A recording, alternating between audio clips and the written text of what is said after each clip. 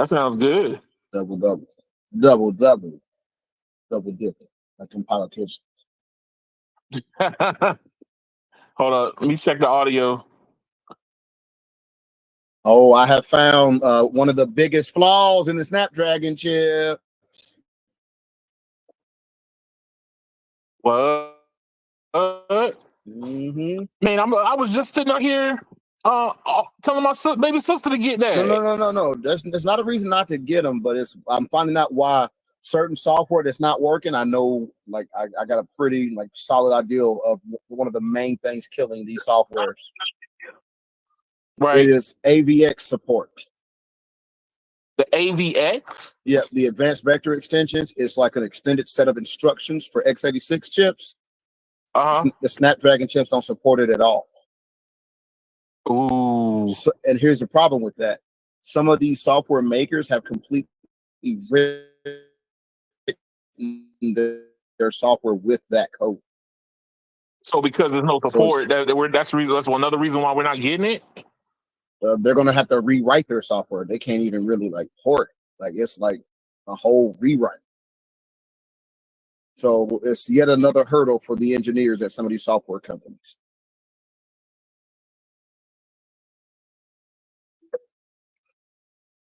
I'm gonna go with that layout. Porting. So yeah, there's people that are talking about it already, but they're trying to port AVX instructions over to ARM. So that's going to be what holds up a lot of software. Like certain DJ software doesn't work because it has to have AVX. Right. Yeah.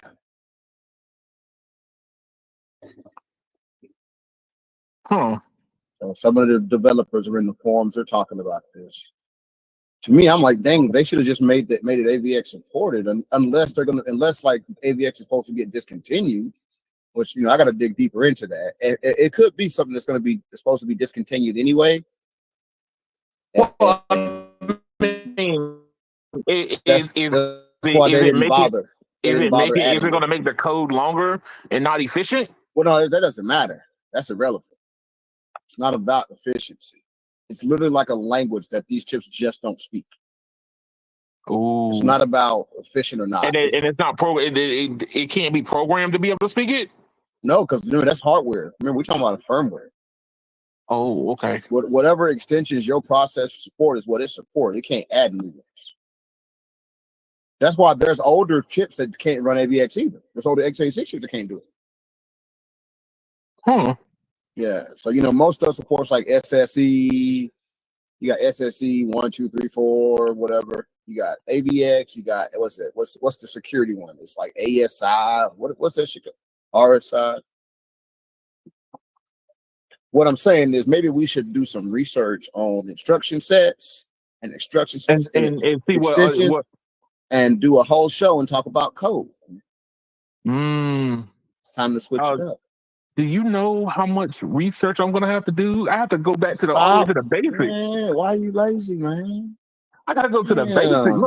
Look, I can see it now. I start talking about code, and there'll be somebody saying, "You don't know what you're talking about." Well, we don't need to go completely deep. We just need to go into the errors of different types of code, and then, like I said, they've added extensions to the code over the years, and for something like basically when they ran out of language to do certain things, they had to add extensions to the original language. But remember, it's on the hardware level with the chip. It's not software. So it could probably be emulated, but guess what? ARM still can't do that either. The ARM chip still can't run virtual machines. They can't run virtual machines at all yet. Not in Windows. They can on Mac, but not in Windows. So I can emulate Windows apps, but I can't run a virtual machine with x86 on the ARM chip. Yeah. Because let's think about it. If I could run a virtual machine, guess what? I would be getting around any software that's not compatible because I could just run it as a virtual machine in the first place, and then all my stuff will work. That's true. Hold on. I've already tried. Hey, guess who's back? Cade, sir. What's up, sir? Cade, the Punisher. Yep. Mr. Terminator himself. The chat room better watch out. The man is back after a long. He said a long time no see. When he ain't sniping in video games, he's sniping in the comment section. So watch your back. You misspell a word, he's shooting you. Bam.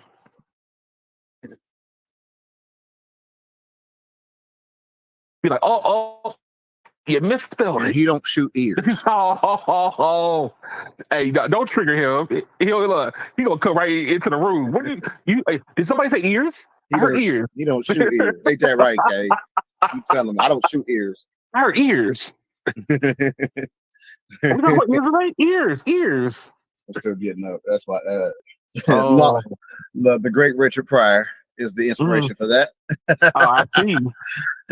He said when the police show up, he said they don't shoot cars, they shoot. I ain't gonna say that on him. You get adjusted. He said, no ear shots allowed. Oh, you tell him. See, radio, you called me earlier and said, I'm gonna be calm today. No, lies, sir, I tell you. Sir, I am all being lies. Calm. I am being calm.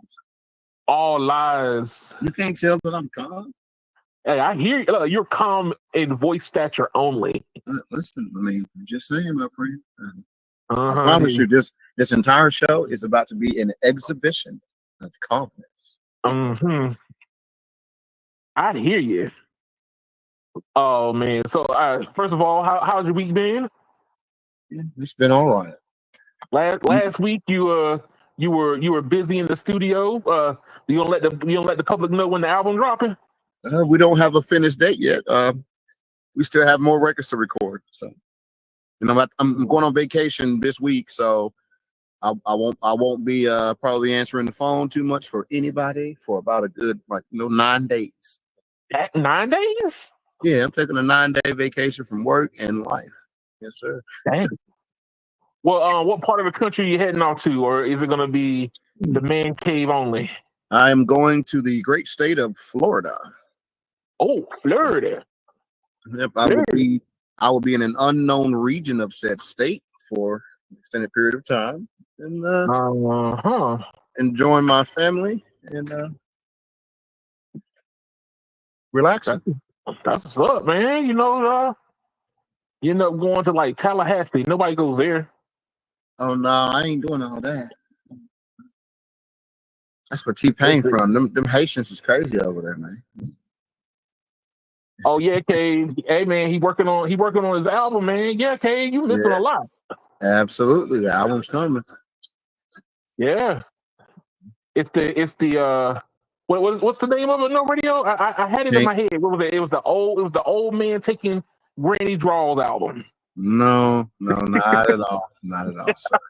See, now you're just too cool for school because you don't really hit me with a quick witty comeback, sir. No, sir. This is no fun. I told you, dog. This ain't the evening for all that, dog. It's no fun. We just gonna relax ourselves, and if the audience will allow us, we'll get through this evening with peace and calmness. You understand? With man, I should have saved those pocket nukes for early from middle of this week to now, man. Nah, brother, it's all good. It's all great, man. Let's get into the stories. All right, what we got this evening? What you got for me, big dog? All right, so we back on the TikTok train here. So let's see, can I pull it up? TikTok is front and center now. So the DOJ says TikTok collected user views on issues like abortion, gun, and religion. Okay. And it's taking all that stuff and packaging it up real nice and sending it back to the motherland. So the American government's doing the same thing to us. That's true, but this is not they look at it as this is not an American company. Well, that's their fault for becoming a company that has an inability to take care of itself. We leaned on another company so good that they became almost as good as us, and now we want to call them evil. Hey, I feel bad for white people everywhere. not, I not said it. the, I said it. not the. No, don't say it like that, man. It's the truth. I feel bad for these folks. They they literally have created their own enemy, and now they want to pretend like the enemy just showed up. It Man. didn't just show up, but here's the thing: Mhm. because the DOJ has seen them do this, it's trying to throw out their appeal for this, TikTok being sold. So here's the thing, right? I get it. It is very possible that China has a plan to rule the world. But I believe so. don't you think in the meantime, since they just happen to be the planet's factory, it would be valuable to them to know what people think and want so they can sell more stuff? I would think so, yes, Now, with that but said, if we the consumers supply their economy, what would they gain by taking us over? oh, let's see. Think about it. More power in the world gives you more legitimacy. It makes you a lot more. They're already legitimate, sir. Everybody knows the three most powerful nations on the earth is the U.S., Russia, and China. That's true. What other country is sitting over there? Last I heard, I ain't never heard that it was sitting over in Kazakhstan talking about, man, y'all Chinese ain't legit yet, dog. Y'all ain't legit. I don't know about y'all. Y'all ain't got no. I'm just Y'all ain't saying. got no street cred. The reason why I said I feel bad for white people is because they're the main ones afraid of this. Meanwhile, they're just inflating their own value. What if we're just money to China? When they don't need to think about it, they technically already rule us. They make everything. Yeah. I mean, So why a lot of the rare earth minerals come from China. So why would they compromise all that money just so they can say they running something? hey, That's all I'm saying. So yes, China is going to collect data and going to use that data to continue to enrich themselves the same way America done to the brown people of its history, the same way America has done to brown people outside of US and other countries. uh-huh. We collect things of value, and then we are the ultimate salesman with no skills of our own. See, Well, you know what? look at China. They don't believe in intellectual property, which means they don't actually have the skills to create new things, but they have the skills to reproduce it over and over at a much faster rate with efficiency and a extreme amount of dedication that America just doesn't show. So, with that being said, if America truly cared about China, you wouldn't have people on the right wing of the government and the conservatives that walk around with us on a day-to-day basis. Why did they walk around and say things like, all the jobs are in China? And I go, well, why don't we make it illegal to send it there? Oh, that's un-American. You worried about all the commerce leaving the country, but you think it's un-American for American companies to be forced to do business here. Make your mind You know what? up. You're full Here's of the thing: yourself. the companies are the ones that kind of are the ruling class for the most part. Yeah, So yes. the companies want to make their stuff in areas where, like, let's say that people. I'm trying not to be super political. Cave, don't do it, sir. I know you in the comments. So that companies want to make their products as economically cheap as possible. I get that. But my argument ain't even about that. My argument is the same people screaming China's evil now to get us are the reason why they have so much power in the first place. True. That's all I'm saying. Think about it, Keon. If me and you standing at the train station and there's a guy in front of me and I push him on the track as the train's coming, did the train kill him or did I? Did the train kill him or was it me? I would say that person who pushed said person in front of the train these is the person who's causing it. These so-called American-loving wannabe conservatives swear they love America, but they keep pushing them on the tracks. And when somebody sees the body, they go, "See, that was China." Hey, so Cave, here's the problem. Right? Information that you should that we don't get a lot of information from China, and in doing so, it's kind of like, the Chinese are kind of like a closed book. We have an idea about their culture, but when you look at how us Americans are, if you have a popular app like TikTok that's wide open, you can literally see what bothers Americans at what time in almost real time. That's valuable mainly, and that's very valuable for money purposes, not country ruling purposes. Well, I don't necessarily think that China is trying to rule America. I just think that it's about influence. Let's keep it real. If I'm sitting on the toilet, okay, and I'm taking a massive relieving of myself, and the AI in the TikTok app scans the wall behind me and determines I'm in the bathroom, them knowing that I poop at 4 o'clock ain't gonna be that valuable for what? No. But guess what? It's valuable for selling stuff. Exactly. TikTok has its own marketplace. So what I'm saying is the real war is not them wanting to take over us as a country. It is a war of economics. And the only way you can beat China at its game is not banning apps. In order to beat them at their game, America has to take back charge of our manufacturing. Yeah, that's true. Otherwise, all these people who claim they care need to go somewhere and put their two lips together. Oh, I thought you said you're going to be nice today. I'm being nice. I didn't use profane language, sir.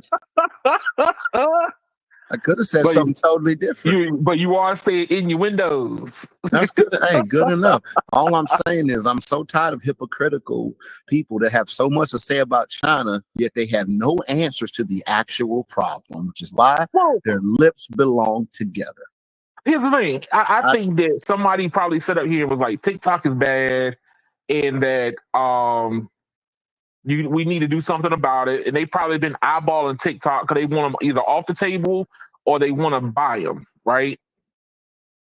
And if you look at it from that standpoint, I believe the American advertising industry is actually who's after TikTok, and they're masquerading this as some morality and homeland security issue instead. I believe that. I would believe that first. I would believe that way first because I do think that TikTok Shop is starting to rival Temu. Oh no! You know how I know that is true? Because I have seen the most backwoods country random people say, "Yeah, I got that on the TikTok Shop." Oh, what? What? You don't even barely know how to use a smartphone. I was on the TikTok Shop and I bought that. Don't you like that? One of my buddies bought one of those it's like a. You know how you go to the store and you grab a drink and the next drink comes on down? Yeah. Well, he was on on the TikTokers, and he was scrolling through, and it was a dispenser that lets you put all your beer in the thing, and as you pull one, it puts the next one forward, and you have a whole row just like a store. He was so excited about that thing. He sent me a picture of it, and he was excited. I said, "Man, where'd you get that?" He said, "That was on the TikTok Shop." I said, "Oh man, it has begun." See, but you know what? They're already marketing and selling now. They're marketing and they're selling. I see advertising being the main corporate behind a lot of this back and forth. Because my wife was bought stuff on TikTok shop. You better believe. And think about it. They're lobbying the government and they're masquerading it as the Chinese are infiltrating us. And then the politicians are lying to us saying it's for our security. They're full of it. Cave. Oh God, hold on. So look what Cave said. What did our dear brother Cave say? TikTok is the Temu of social media shop. Exactly. It is. It really is. Yo, so Temu and TikTok are working together. Yeah, man. That's all I'm saying. See, here's the thing. You know that the reason why people buy stuff randomly like that is because they see their peers buy stuff randomly like that. And then when they turn around and go, and reviews are the strongest things that encourages people to buy. So TikTok is like a closed loop system. Yeah, and if you got like a and all they do is they get in contact with these people, and it's like, so we've okay, put like this. We've been watching YouTubers for years, like to market products and stuff. You literally got people on TikTok now running complete like home shopping network shows. Have you damn. Like, have you not seen this? No, like bro, it looks like you're watching the home shopping channel. Now I gotta download TikTok. Kay, tell me you've seen it, Kay. They're literally looking like it's the home shopping network, and Brandon's mama's watching it. Oh wow! I swear, they're like marketing anything you can think of, and I swear to God, it looks just like home shopping network, but it's on TikTok. As you're just scrolling through, and the guy's like, such and such hair dye. You can do it like this. And they're literally going, and they're doing lives, like they're doing lives on TikTok, and they're on there for like an hour straight marketing one product. See, and you know what? Like I said, take being affiliate. So one of the things I'm gonna probably start doing once I get monetized and everything is affiliate marketing, right? Yeah. So affiliate marketing, people have emailed me and said, hey, look, I would like to know what type of phone holders do you put in your car? Because they see my videos with my car, they go, oh, what is that holder? And I've had people walk up to me and ask me these questions also. Hey, where you get that holder from? And I got it on Amazon. Well, and you tell them I spend a good 50 hours a week in a vehicle at work, and I would like to try some holders too. Shoot. Yeah. Shoot. So I'm just saying, like, people want like real world reviews on stuff. So when they see something that actually interests them, then they can go, well, you know what? That person did X, Y, and Z. A commercial is very disconnecting from people, right? But a review of an actual product in somebody's hands is way more powerful than doing a commercial about it. Way more powerful. It compels more people. Yeah. But that's why I'm not surprised that TikTok is technically a closed loop. It doesn't require, if anything, think of it like this. So let's say that I wanted to advertise something on Amazon. Amazon affiliates with the YouTuber. YouTuber got to promote it, right? You have to leave YouTube to go to Amazon and hope that the link works. Hope all that stuff is there. But in TikTok, it's like, oh, do you like this thing that this person's talking about? Boom, it stays within the loop. It stays within the system. And then you get it from this actual store that the person was advertising from. So they're running the Amazon store at the same time, running the data collection of all the people. Yeah. It's like Amazon on steroids. Yeah, that's what's scary about it. From my point of view, I mean, it's what Facebook would love to be. It's what YouTube is trying to do. YouTube is doing it too. They're making it where you get a list of once I unlock it in my analytics, they say that basically they say that how can I say it? They'll give me a list of stuff that I can promote. Or this is a list of stuff that advertisers would like for you to promote. Instead of going out and waiting for somebody to contact me and say, hey, do you want to advertise Raycons? I know that bothers you. But, yo, look, I'm going to show you. I'm going to show you something. What you got? Check this out. You gonna go ahead and put it on screen. Para la piel seca. Tenemos un set para la piel she's live and she's selling things. Para la piel sensible. Ustedes tienen que identificarse en cada tipo de piel y dependiendo del tipo de piel es que se deciden cuál. This is what I'm talking about. I see. They and sometimes it's like really high level.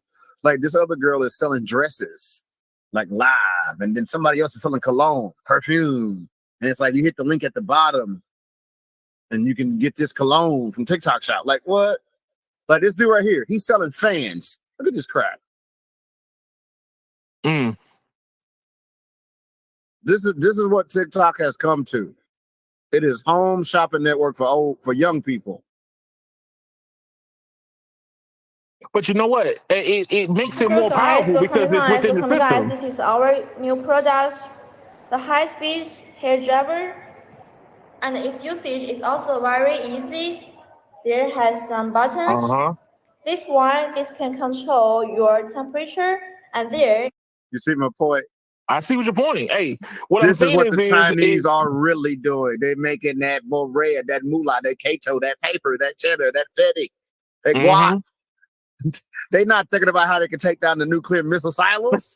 They're like, how can we sell? They're like, bro, how can we sell something to them people stuck down there in the missile silos while they bored? That's true. Hey, do you need a new hair dryer?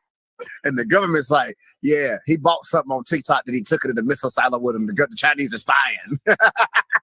Yo, that's crazy. But that's why I said that it's super powerful, because actual human beings, somebody who can relate to somebody who they feel a connection to, doing a review is way more powerful, which is why, Samsung gives their phones to influencers. Same reason why Apple lets people get their early hands on. They don't even advertise their iPhones, really. They let the influencers say everything, and people go, oh, I gotta get a new phone.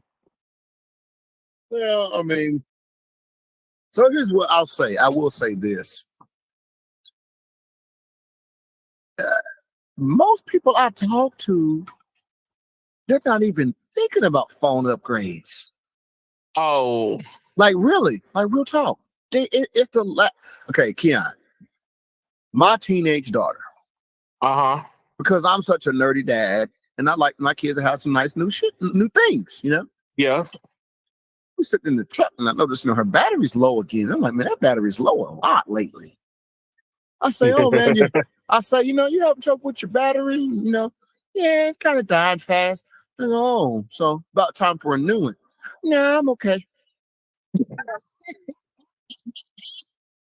I'm in my brain thinking, nigga, don't you see a blessing when you don't recognize a blessing when it's being thrown in your face? I said, okay, she don't even want a new phone. Hey, look, man. Hey, I had this actually on the rundown also to talk about it. So we jumped into it, which is so funny. Do you even see what I put in the rundown? No, sir. Or do we just roll into these? Nah, we roll into it. We got to get that segue game going, bro. It's just don't go off a cliff like the inventor and die. But let's roll. No. There you go with the ears again. Hey, just saying. So case in point. So Verizon is up here saying, and let me pull this up. So Verizon is up here saying the same thing you just said verbatim. Yep. But it's Verizon's fault. Well, they ain't getting more upgrades. You said it's Verizon's fault. It is Verizon's fault why they're not getting more phone upgrades.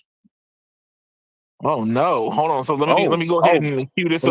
Believe me. Verizon sounds the alarm on a trend that's hurting its pockets. So, ain't the trend. The trend is them. They're the problem.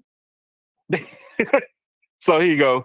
So Verizon is revealing that facing a dip in earnings because people are keeping their phones longer.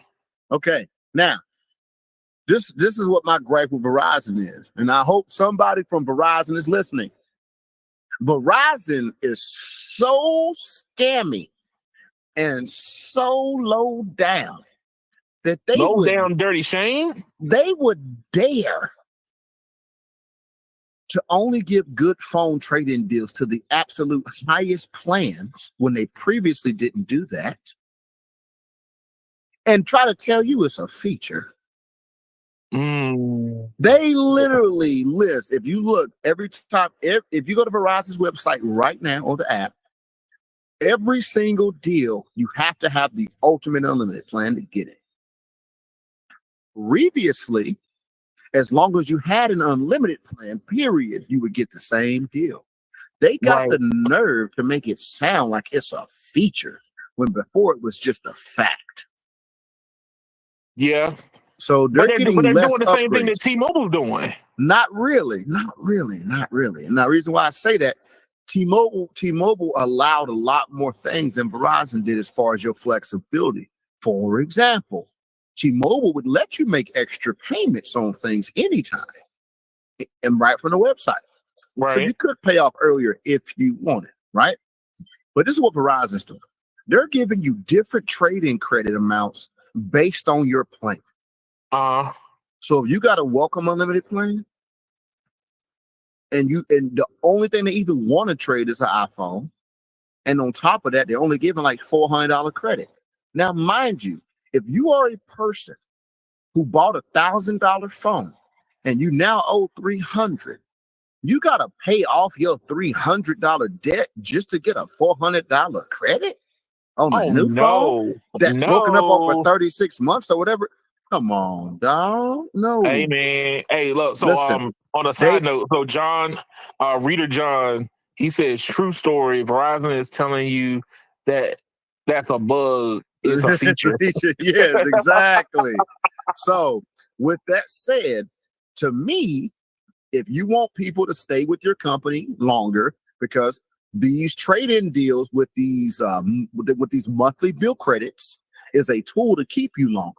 The least they could do is at least, at the very least, if you have a multi-line plan, they shouldn't require that your lower tier plans upgrade to ultimate unlimited just to get the full trade-in value.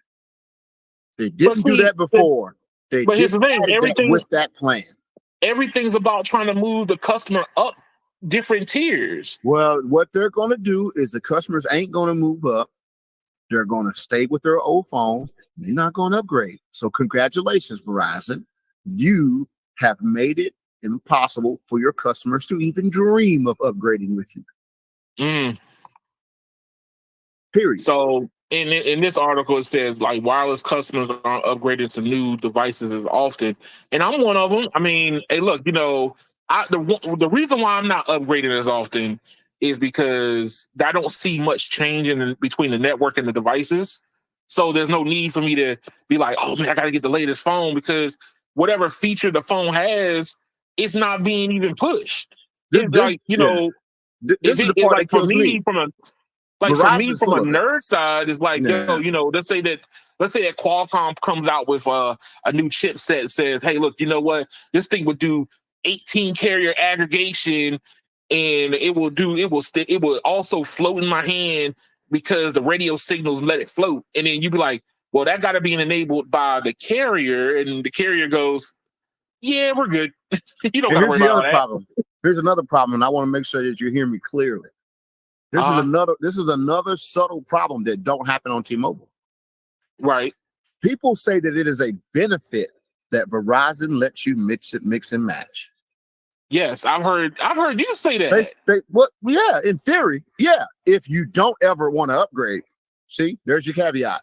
The mix and match is only beneficial to you if you never want to upgrade your phones. But we all know that people get their phones through carriers. But that's my point. They give you the mix and match, but that means that some of the phones or some of the lines on your account will have to literally increase their monthly bill by freaking $20 to get a good trade-in deal, which defeats the purpose of mix and match helping me, because now mix and match means my other lines can't get deals anymore. At least when I was on T-Mobile, every line had the same plan, and it was comparably priced because of no taxes. That means every line got the same trade-in deals. All right, so Cave says, and let me pull this up. So Cave says, Verizon known for high quality, in his opinion, back in the day. Now its downfall is epic promotion. Yeah, and Verizon. He argues that that T-Mobile from 2016 is 2024 now.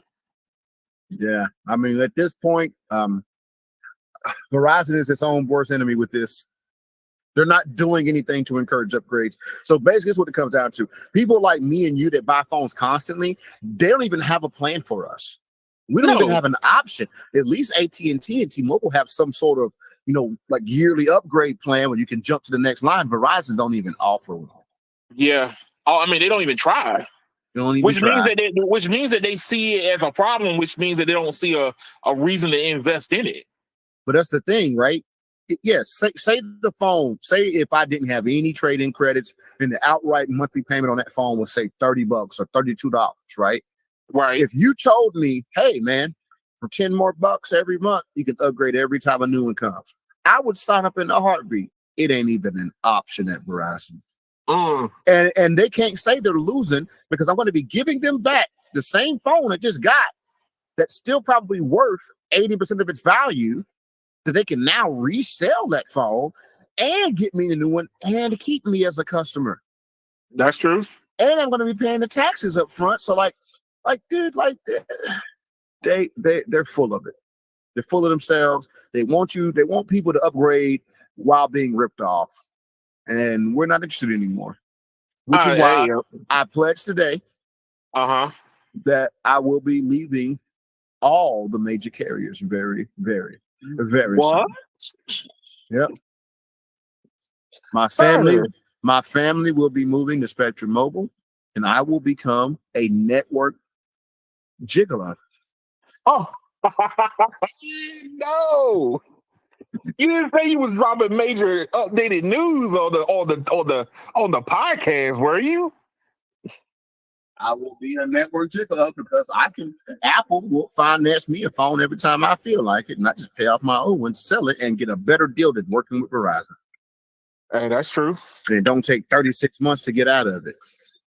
That's true. I'm almost done paying my iPhone off on T-Mobile, and that was 2 years. But you can do extra payments too, though. Oh yeah, I could have paid it off sooner. I just let it ride out. But that's the thing. Like, why make it where I can't pay it off early if I wanted to? You're still getting the money for the device. I don't see what the problem is. Which is why, because I'm a real one. And that's what I do. It's just how I operate in this world. He said, I'm a real one. So, I want to, support the podcast any way I can. Have a little extra bread for your iPhone payments. Oh, dang, man. Yo, hold on. I gotta pull up another screen. I don't normally get anything. Just a donation. Even on what was it? On StreamYard, it don't show nothing. We know. Why they don't do that? That's why they're still in the yard. They ain't called Stream House yet. They broke. Punk fool. Yo. Dog. Thank you, man. Thank you. That goes towards your payoff. And you better apply that to the damn ball balance. It is. Believe me, it is. It's a small token towards your goal. Because I believe that collectively we can all meet goals if we collectively operate. That's true. That's true. Do you know? Here's the bigger thing, right? Especially when it comes to like paying these devices off. What was it? I mentioned this in the chat, and I mentioned this last week. You wasn't here, but when the FCC doing the whole, we're gonna make it where you can unlock these phones, and me and you had talked about it, where it's gonna be more chaos than it is gonna be a blessing. Oh yeah. Now I think that people who love Verizon is like, yo, welcome to the club. It's time for more people to get into this pool with us. But I don't see. I mean, granted, I don't know why they don't make it where like give me the option to pay it off sooner. I just don't see that. Do me a favor for my super chat. Put up Reader John's next comment, please. Oh, okay. Hold on. Where's his next comment? Come on. Right next to his laughing. And today was it? And nobody is that the one? Yes, sir. He's absolutely right. And nobody brings up that Verizon does not have a low band 5G network to fall back on like T-Mobile and AT&T. That is true-ish. I'll say ish on it as well. Because let's just be real, with the amount of bandwidth Verizon actually uses, if you're not in a market where they have a lot of band 5, you will never see a low band fall back. Oh Lord. And if it's band 13, well, that's gonna be LTE for probably another 10, 15 years. They ain't gonna touch that thing. Yeah, they're not gonna touch that at all. They ain't gonna touch that. They would rather They would rather their network burn up in flames before they lose a root metrics. If you're in a market like mine, they literally have 20 by 20 on band 5, and they've actually dedicated a 10 by 10 of it to low band 5G in my market. But it is still not on all sites. Right. Still not operational on all sites. So, but here's the thing. My take on it is this: is with all these phones are going to start being like, if this proposal is upheld, because it has to go through a review stage, it's open up for the public to talk about. If it goes through, these carriers are going to be even more stingy. If you think Verizon is stingy now, do you think they're gonna be like, yo, if you don't have a family plan and have 10 people on your service, well, you're not going to get a phone from us. Well, it's just like me. I've literally got one as of September. I'm going to lose my loyalty discount on Verizon. Oh, so my bill's going to go up $40. So is that a they haven't contacted you or nothing yet? No, not at all. But I'm about to hit my year with the loyalty discount, so my bill's going to increase by about $40 when my loyalty discount runs out. And that loyalty discount, it bought them some time, bought them some patience with me. But as time goes on, I have other companies that will, buy me out, aka Spectrum Mobile. Right. They will pay. They will literally give me the reimbursement for paying off my devices. So at some point, I have to say, time to go. So Rita John says him too. His runs out. Sounds like me and him got it at the same time. That when they were having that problem where they were trying to keep their churn from going crazy, they were sending out text messages like crazy. Well, they literally bought their churn to stop. Right. Yeah. And it worked. I was a dirty politician. I took it. You're like, oh, I guess I can't help I pulled a hamstring. I was going to run away. Because you know what they did? They literally made my pricing better than T-Mobile with that discount. But see, now without the discount, what does it do? Yeah, once it did, then they go back to being more expensive than T-Mobile. That quick. Hey, but now you're not even going to T-Mobile. You're going somewhere else. Well, like I said, the family. I'm gonna put my family on Spectrum Mobile lines because of you know why. Yeah. And with that being said, I can just be a network gigolo. Hey man, you get the US mobile line, and you can pick whatever network you want. It just cost you like $250 to switch. Oh, what, hello. You said $250. Yeah, $2.50. $2.50 to switch between carriers. Anytime. Interesante. Yeah. But it's $250 like every time you do it. So if you do it twice in a day, you're getting charged twice a day. Like, I think they give you like in certain plans, from what I read, they give you like 8 switches. But if you go beyond that, it's like $2.50, $3. Hey, 8 switches. I mean, that is what Google Fi should have been like. Should have been, but they were doing it for, like, as part of the service. Okay, so we're looking at US Mobile. Well, shoot, let's roll into that. Let's go to US Mobile. Let's see what the deal is over there. I'm on their website, but I want you to pull it up. We'll look at it together. All right. Give me a second. So they've got a $44 a month per line, unlimited, 100 gigs premium data. So here you go. They are already cheaper than my Verizon line by $1, and they have the same amount of premium data. Ain't that sad? They even have more hotspot than my Verizon line. That's crazy. I got an unlimited plus line on Verizon, and the US mobile plan is better. Ooh. With a single line. Say it ain't so, sir. Say it ain't so. It's terrible. I might be going to US mobile. You might be on to something there, brother. Hey, look, I try to give relevant information. I'm not a T-Mobile, T-Mobile water toter all the time. Oh, but what I'm saying is, if this plan is, look, it says unlimited data, talk, and text, 5G millimeter wave and C-band, 100 gigs of premium data, 50 gig of hotspot, international call and testing, up to 10 gigs international data, bruh, free teleports, multi-line subscription perks, $44 a month per line. If that's on one line, it is literally cheaper than a plus line is on Verizon, and it has more hotspot than the plus line on Verizon. It has more international data than Verizon in the plus line. So yeah, look, free teleports. Oh my God. Yes, yeah, teleports included in the unlimited premium plan. So that's the annual you're looking at. But look at the monthly. Click the monthly tab. It's right. It's like right there in your face. Right here? No, that's for top. 12 months. Yeah, click where it says monthly. Look for the word monthly. Click where it was yearly. My bad. Yeah. It says monthly right next to annual in the middle of the page.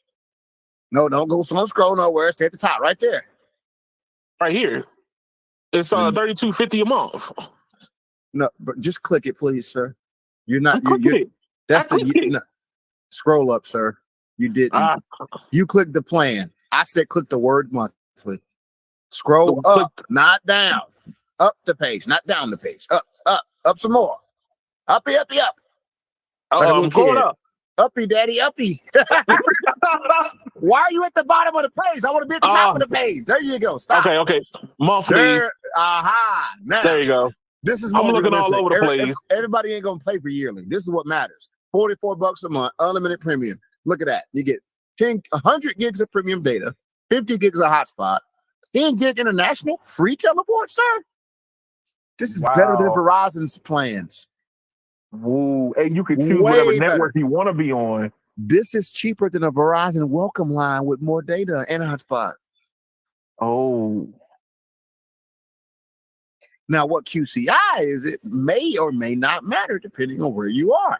I think that if you moving around a lot, I'm going to activate one of these lines and give it a thorough testing. Yep, I'm getting one. Hey, can you record it? I need you to record it. Well, I already did the Verizon versus Spectrum Mobile, and the welcome plan is worse than Spectrum's plan. So, wow. Broke some people's heart. The Spectrum plan is cheaper and it's better than Welcome Unlimited. Terrible. Dang. Verizon keeps like they keep. Go ahead, say it, sir. Say it. Verizon's MVNOs keep giving better deals out on their network with better service. Better service too. The Spectrum freaking bottom tier unlimited plan was getting like 800 on millimeter wave, and the Welcome Unlimited line was getting 250. But see, Nordio, look. And they both deep prio at the same amount of data. So you tell me. Look at what US Cellular is doing and what Dish should have been doing. That look, they could have easily did this. This is right here would have been right in their wheelhouse. That means they could. Charlie's too stupid to do this. Oh God, he's too. I'm telling you, look, Charlie, if you're out there, you're a freaking idiot. This is like beyond smart, yo. This is like super smart level. Charlie could have done something like this, incorporated his own native network in with the plan, and people would have run for these features if they're actually as good as this thing says, which is why I got to activate one of these lines and test it. So I'm going to be breaking out one of my old phones, just a 5G compatible device that has all the C-band and millimeter wave, and I'm going to be giving this a good run for the money to see how it operates. But look at it from this standpoint, right? So let's say that, I'm in Philadelphia and I know Verizon is better, like more dense in Philadelphia. Then I just switch my line. I don't have to switch the whole cell line. I just got to teleport my line over to the Verizon side and bam.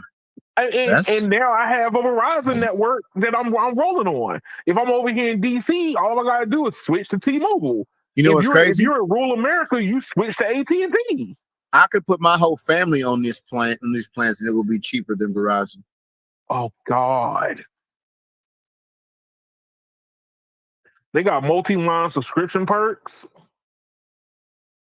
That's crazy. That's why I said US Mobile might get my business.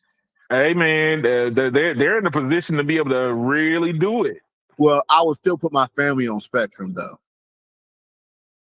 But me, I might be the one over here, baby. Yeah, dog. Oh man. Yeah, dog. This has more hotspot than my Verizon plan. This is ridiculous. 100 gig premium data. And you talk about I get hotspot, and I get hotspot on all 3 networks. What? Mm. Woo, woo. All right, US Mobile. Y'all either are like making no money on this, or or y'all have rubbed the right belly in the corporate. You know what? I think they get the money from the switching. I don't know what to. Look, here you go. So $25 a line. But remember, it's included with the 44 plan, so I'll take it. Right, but we're talking about. Here's the thing. We're talking about the people like. The $25 line is a good deal. I mean, it's basically that $25 plan is basically the equivalent of a Spectrum Mobile multi-line plan pricing. No, this is equivalent to more data and hotspot. Yeah, this is equivalent to Boost's it's actually better than Boost. It's way better. But we all know. Guess what? Just recently, they just migrated everybody over to their network. Like the MVNO, quote unquote MVNO side of Boost is now on their network. So I think like what they're offering is like, yo, you could be an MVNO or you could be a postpaid cell provider. Yeah, but their $25 plan don't got no hotspot. No. See? Nah. It's way better. You get more data. About $25 a month. You're getting 5 more gigs on this plan, and you're getting 10 gigs of hotspot. And it's the same price as the Boost. Yeah, Charlie, kill yourself. No. Go buy US Mobile. That's what you need to do. Right now, sir.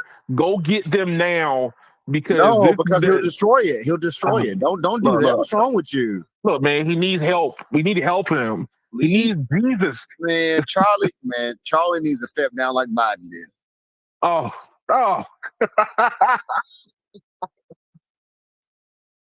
Oh, hey, look, I'm just saying, man. If I think that this would be a game changer for Boost if they had something like this. And here's the thing: you get all the same contracts. You got the Verizon. This will give you the Verizon whatever contract deal that US Mobile has. Charlie, that gives you all 3 networks plus your network. Charlie, ain't that smart. You get all 3 networks: Verizon, AT&T, T-Mobile. You have all 3. Plus, you're building your network. This is a perfect way of doing it. Yeah, Charlie ain't that smart. Charlie ain't that smart. I mean, if they did the unlimited premium, right? If this was a Boost thing, if they did the unlimited premium, this person wouldn't even know what network they're on. It wouldn't even matter. Yeah, Charlie's not that smart. What we got in here says, we on T-Mobile Business Edge, but I might have to look at this US Mobile. Yeah, man, that US Mobile looks appetizing. Be able to switch networks whenever. Apparently, it unlimited teleports, 10 gigs hotspot, 50 gigs of hotspot, 100 gigs premium data, 10 gigs of international data. That's already better than what I have. International calling, and I'm paying $1 more for that line feed than this costs with a 4-line plan. Hot take, John Legier. Man, John Legier ain't coming back. That homeboy is cuddled up in his bed right now with a crock pot. That man ain't coming back. He ain't no. He cut his hair. He ain't got the wild side no more. He looking for a new job. He done got a crock pot pregnant by now. She's 6 months right now. So cooking Sundays is every day for this fool. Look, man, I'm just telling you, like, I know that you said that Charlie needs to leave it alone, but this acquisition would be the perfect thing for him. If you incorporate that in. Do you ever listen? I do listen. I hear you. Charlie would screw this up. He would remove all the perks. So why should he do it? He's gonna ruin it. He's gonna bite it and then sink it like everything else he touches. Look, he needs to listen to other people. Look, listen to my voice, sir. Listen to what I'm saying. He won't because he's too dumb to do that. You don't even have to. All you have to do is merge it in. Put it together. You don't have to change nothing. Just put it together. YouTube algorithm tell Charlie Ergen he's too dumb. Period. God. He is a prime example why owners should never be the CEO. Oh. Owners make emotional when owners are in the CEO position, they make emotional decisions that are bad for business. He needs to let somebody else operate that company, and he needs to sit his tail down somewhere. I mean, that's kind of one of the reasons why, Dallas ain't gone nowhere. The owner keeps getting in the way. And if the I don't know whenever and look, hot take, like Kate said, if John Legier is, if his time that he can't work nowhere is up, then maybe Charlie should talk to him. Oh, was it PA Tech says that he's no longer CEO anymore. He's still acting like one. Look. I own this. He got, but dude, the other dude just took over like November last year. Dude, it ain't even been a year. Like, dog, wow, big changes in the building. That's doomed. They're doomed, bro. He just stepped down. It was already too late when he stepped down. Too late. Damn. It's too late. That company's on fire. It ain't going nowhere. It's too late. That man should have stepped down from his own company 30 years ago. And he should have hired a competent person, and he should have sat back in the wings and just been on the board. Wait, look. While we're still on the cellular subject, something that I've been covering on my channel and people have been asking me about and trying to do coverage on is U.S. cellular deal with T-Mobile. So let me pull this up. Come on. So Warren sounds alarm on T-Mobile U.S. cellular deal with the U.S. Justice Department and FCC. She need to go sit her crypt keeper tail down somewhere. Hey, not the crypt keeper. No. See. I thought you said you were being nice today. No, I said calm, calm and nice, or it don't have nothing to do with each other. I said calm, sir. Oh, apparently you're being calmly going after people. You see, call her a crypt keeper. What you look like? Tales from the hood, looking like Tales from the Hood. So okay. So if anybody is not quite caught up on it, people watch my YouTube channel. They've been asking me inquiries and different things. So now we're in the process where the Department of Justice needs to go in and basically look at this deal and give it its approval or not approval, right? And the FCC is being dragged along in this process. But now the senators, which come to find out, like basically Elizabeth Warren is not even in a state where U.S. Cellular even matters, which I don't know why she even saying anything. Because this doesn't even bother your state. She's a liar. That's why. This doesn't even bother your state. Like, go away. This woman will find any excuse to pretend she's a part of a cause to help the people. I don't care if it was a cat stuck in a tree. I bet she show up and try to say something about how the agriculture tree, ain't, the Department of Trees ain't making it safe for kittens. She got nothing better to do. She got nothing better to do. Look, as somebody who leans to that side of the aisle, this is one of the things that makes me angry with my the people that I kind of like trying to root for. It's like, sometimes just get out of the way. Just get out of the way. Like, why? This is like I said, it's that opportunistic fake social justice. She's going to spend taxpayer money and taxpayer time to pretend to help the taxpayer so she can continue to be put into whatever office position she would like to be in. So here you go. So the key points on CNBC, 6 senators are asking the Justice Department and the Federal Communications Commission to consider challenging a deal that would allow T-Mobile to use part of U.S. wireless spectrum. Okay. Yes. The new letter from lawmakers say customers will be charged billions more from higher prices carriers and lower price carriers combined. See, this is how you know what's a lower price lie. carriers are dead. First of all, no, you missed the real first of all. They said they gonna get charged billions more. First of all, U.S. Sailor only worth like 1.7 billion. How they gonna charge billions when they ain't even worth 2 billion?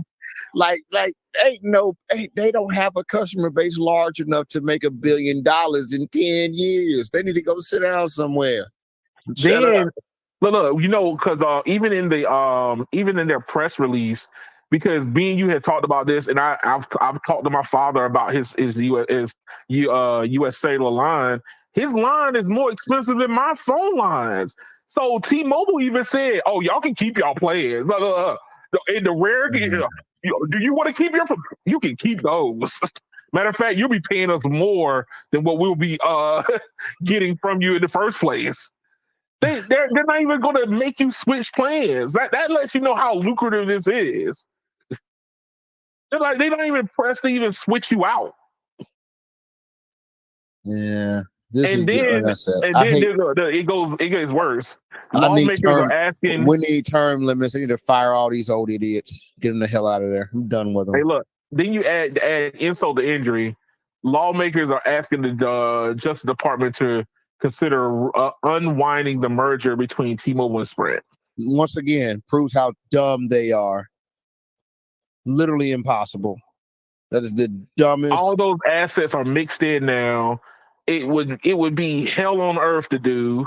Then what? You're gonna put Sprint back out there for what? To be destroyed again? They are complete and total idiots. I feel like sometimes you end up taking the more crazy stance. If they just write her a check, she'll go away. She wants some. All she needs is more money for some neck tightening cream. Oh. See, you're saying it in such a calm way, though, Radio. What? It's what it is. Such a calm way. It's what it is. But okay, so I think that this deal is perfect. I mean, understand, T-Mobile is paying $4.4 billion to get, 30% of the spectrum, the customers, and paying off debt. Yep.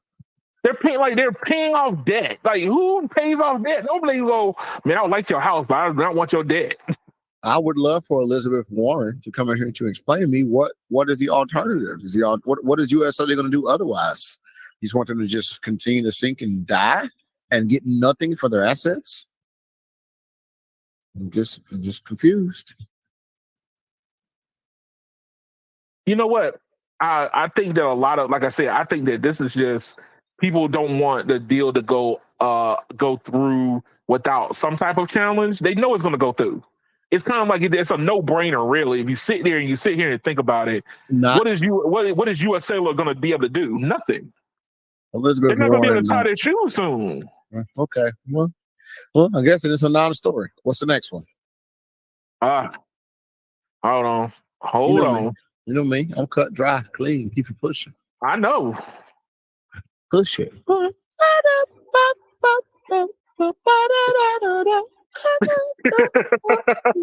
Push it real good. All right, so this one is from Fierce Network. Oh, and your boy wrote this article. This is by Roger. Okay, I like Roger. This is by Roger. I ain't never heard Roger tell a lie. Let's see what Roger's talking about. So this is by your boy. So we all know that T-Mobile has been on a buying spree of late. All right. So what's happening? Let's pop. All right. So in his op-ed, what's next for T-Mobile's growing fiber empire? So we all know we saw what they did with Lumos. So that was the East Coast side. Well, they didn't do anything with Lumos yet. That is still not yet. Situation. But I mean, we see what they're trying to do. Word. So Lumos is an open deal right now. This next company that they're going after with MetroNet is Central United States. So in this op-ed, Roger is saying, so what is next for the other side of the Mississippi? No one knows. But here's the thing: I was trying to look up some of these different internet fiber providers, and I mean, he basically goes in and breaks it down for the possible ones to actually start going after. Here, so this is what the deal for MetroNet would look like here. I'll pull it up. So, yeah. Show me what you got. Make it bigger. No way. Let's make it bigger. That's what she said. Haha.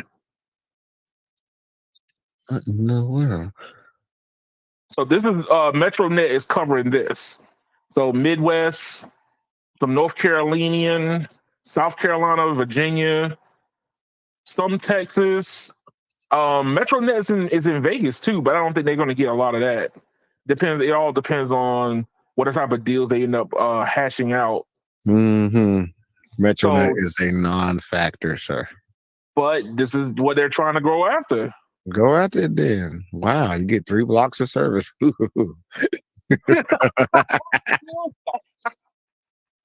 Dang, man, not 3 blocks. Well, let's zoom in and see what we got. Can we zoom in? Can we see? On this is just a heat map. Well, you know me. I like to dive.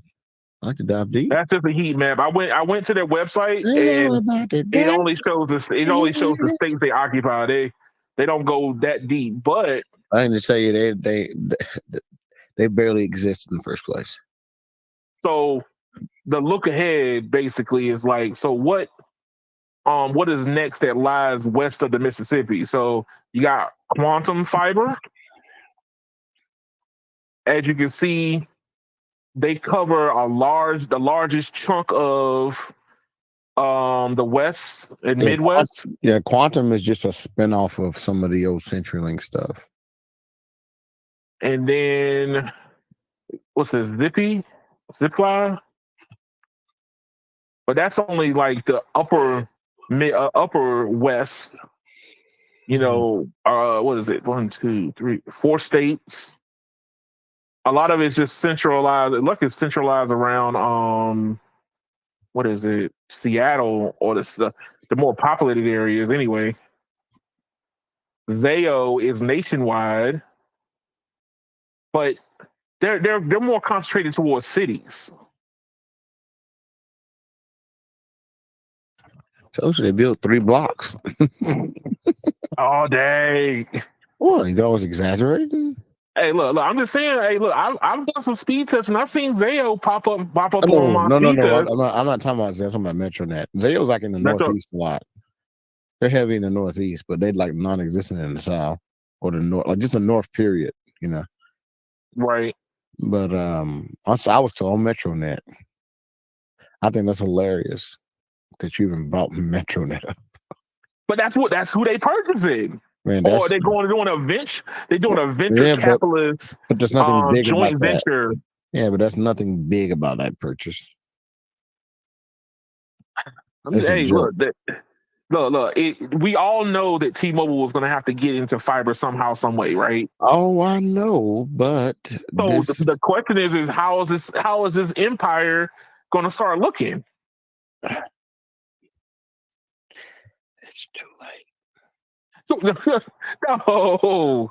it's not too late. It's too late. Yeah, this is going to be home internet customers, bro. This is not backhaul, which is why when you say getting into fiber, does not mean the same thing that you're making it sound like it means. That's all I'm saying. They can't do backhaul with this. It's useless for backhaul. Well, acquiring Sprint, they gave them backhaul, didn't it? Yeah, they got a whole mile probably. Look. Let me give you the hard numbers. Are you ready? I'm ready. I like numbers. You know me. I know. The state of North Carolina, they have a 3% availability on MetroNet. Wow. Okay. Now remember, the state only got 10 million people. 3% is nothing. That's nothing. They don't even have 250,000 of customers. Like, come on, doc. Indiana, look, their largest concentration is Iowa with 19% availability. Florida, 1%. Michigan, 3%. Kentucky, 9%. Minnesota, 7%. Illinois, it's insignificant, is my point. But you say that none of this will even be used for the cellular network at all? Even if you look, this service is no, that's small, bro. I just told you they're only offering those fibers. The fiber is only in major cities and it's only on a couple blocks. What does that do for all the 1,000 rural towers that need fiber at better pricing? Nothing. They'd be better off trying to get that Lumos acquisition done so they can get all of that backhaul. Because the Lumos acquisition is the one that gives them backhaul, not Metronet. Metronet is hell. Metronet don't even have their own like backhaul fiber for their own crap. They riding somebody else's crap, and they barely exist, even where they do serve.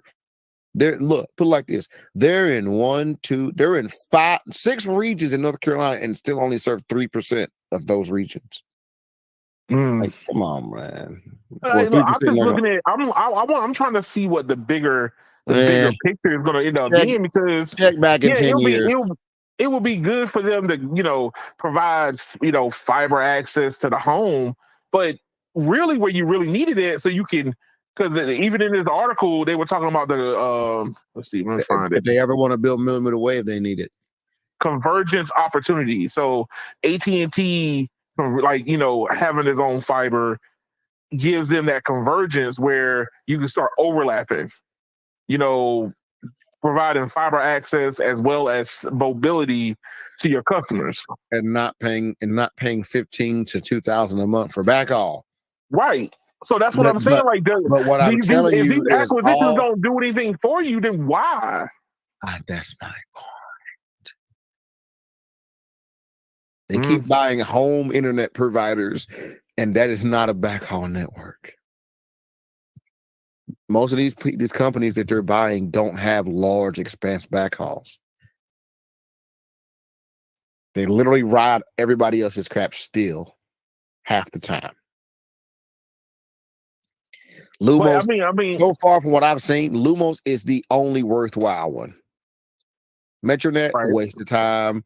You said Quantum, yeah, maybe in the West.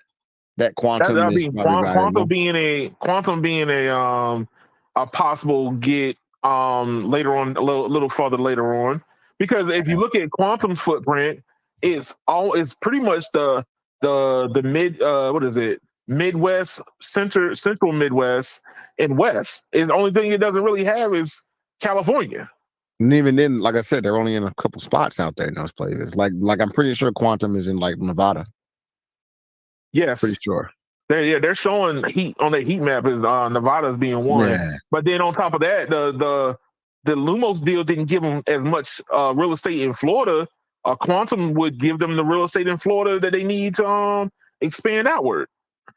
Like I said, But this still goes to. But that's a misnomer though, because when you're looking at Lumos, you're looking at residential fiber.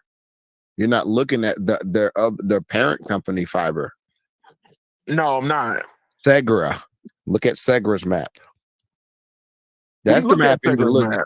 Yeah, I'm pretty sure Segra goes all the way through Florida. But that's what I'm just saying. Like, okay, I understand. Like the next tier of customers. Basically, they need backhaul. They don't need more residents. They need backhaul. So if the company you're buying don't have a bunch of backhaul, don't buy it. I know that T-Mobile got rid of a lot of the wireline services in certain areas, but I don't remember seeing anywhere where they said they got rid of the backhaul for Sprint. But Sprint barely had the backhaul to begin with. That's what I'm trying to tell you. Mm-hmm. Most of that Sprint fiber wasn't even being used for backhaul. You know that, right? That's true. Yeah, they were doing like business class service on that stuff. They weren't really necessarily running backhaul. I'll put this. I literally work in a work area where there is Sprint fiber, and they're still using someone else's backhaul. And by someone else, you know what I mean. Oh yeah, yeah. I know what you mean. Yeah. So what I'm saying is it ain't as expansive as you think it is. Look, my take on it is this: is the wireless network is what should take precedence. But if you're just worried about home services right now, I mean, unless you're just trying to expand your name brand, if that's all you're working on, okay. But and here's the thing, right? They could possibly pivot that home fiber network if they can do like edge compute on the same network as the residential customers in order to do backhaul. Maybe, I don't know, but it's possible. Absolutely possible. But most companies want to keep that stuff separate. But if you could do edge compute and coexist in the home operator network, then maybe you got something to that. Well, look, Verizon is providing their own fiber to their cell sites, but it's dedicated and it's completely separate from the residential. It's literally separate. Like it's literally two different teams building both things. It's almost like two separate companies, literally. Right. And there's a reason for that. But like, I just don't see. I know that if you wanted to expand eventually, but this would be more of a long-term play than it would be like, what does this benefit? Like, does this acquisition right now benefit the wireless side too? And from what I'm hearing from you, it doesn't. This would not help the wireless side at all. The one thing it will do to help it is more hooks in the customer, which is important. Well, hooks in the customer, yes, but I'm thinking more network access instead of you paying. Like this. If you look at Lumos, for example, right? If T-Mobile can bundle fiber with Lumos in a state like North Carolina, they're literally going to grab like 9 counties of people to bundle. That's a big deal. In that scenario, the bundle is worth and plus now guess what? All those customers get to offload on the fiber instead of getting T-Mobile home internet on the wireless. That's true. And you got to realize Lumos claims 8 gig symmetrical capacity per customer. But what's going to happen? But what's going to happen when the scenario comes back around of it's time to start renegotiating for more backhaul, like higher backhaul throughputs, different things like that. If you're not going to utilize the assets that you're already acquiring now, that's what I'm saying. I don't know what their plan is, but we can only assume. But like I said, I get the Lumos purchase makes sense, but like the MetroNet purchase doesn't make sense. And it barely gives them anything is why it doesn't make sense. And it's overlapping like so much other fiber. But whatever. I mean, it's like damn if you do, damn if you don't. So then I think, do whatever they want to do. Cool. Just keep buying random companies and hope you can finagle something together that works. Hope you can finagle something together that works, but not finagle. Yeah, that's what you're doing. Finagle it together. I believe in. What I'm saying is, I believe in purpose-built solutions. That's true. That's just me. So when you take something that ain't built for what you're trying to do with it and you force it, something's going to go wrong. But we'll see. I was looking at this as how does this help your current state of things, the wireless side. If what you're doing is not helping the wireless side, this may give them the opportunity to start building millimeter wave, but they have not shown any interest in building millimeter wave.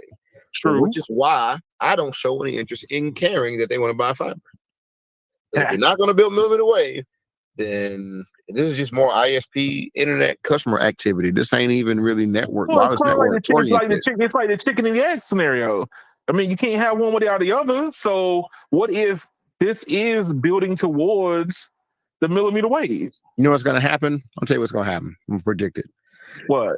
Most of these fiber buyouts are going to fail. And they're going to put in a clause for that merger. They're going to have a clause that company has to provide backhaul at a set low rate. The same way the AT&T merger failed and they had to get roaming. You watch.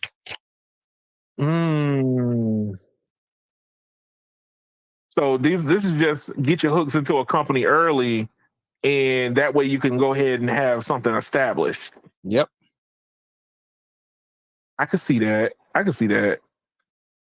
And as that company Which bleeds means, out, you can show back up to the table some years later and be like, hey, we can buy you now since you're struggling. hey. Which means that, hey, a quantum, then that means a purchase of a quantum will be a lot more feasible option at that point. Yeah, but we'll see. You wait, you basically wait until they die, but you say, hey, look, you know what? We can rebrand your fiber as like T fiber or something.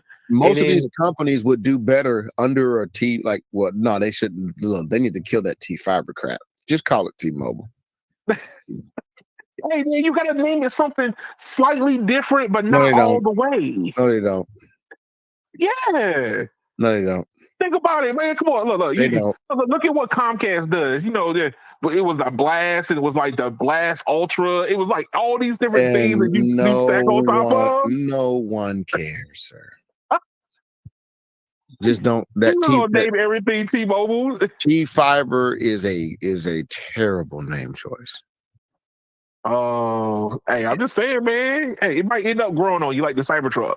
Never. It just grows on you. The Cybertruck don't. That Cybertruck ain't gonna do nothing but grow rust in a junkyard. Oh man! Hey, look, I got another controversial one for you. I'm trying to break you out of your. I gotta get you riled up, and none of my stories is doing it. It's not gonna work, big homie. All right, so I got this one. You can try, but you will not succeed. This one might do it. Right here. It will not occur, sir. Police in Scottsdale, Arizona will start using drones as first responders. Amen. What, you don't see nothing wrong with this? Nope. I think you're too cool for school right now. Yeah, you do remember my background, right? I do. That's why I brought this up. Why would I think this is a bad idea, sir? Well, I'm just saying, first responders using drones. You know how I see it? How you see it? The number one important thing in any kind of public safety situation is safety. Yes. In the event, say there's a shooting, okay? Yep. And say that the city has drones stationed all over the city. And we put little like crow's nests where the drone can sit and charge, but every drone is in proximity to some intersection and whatnot. And there's a shooting at an intersection, right?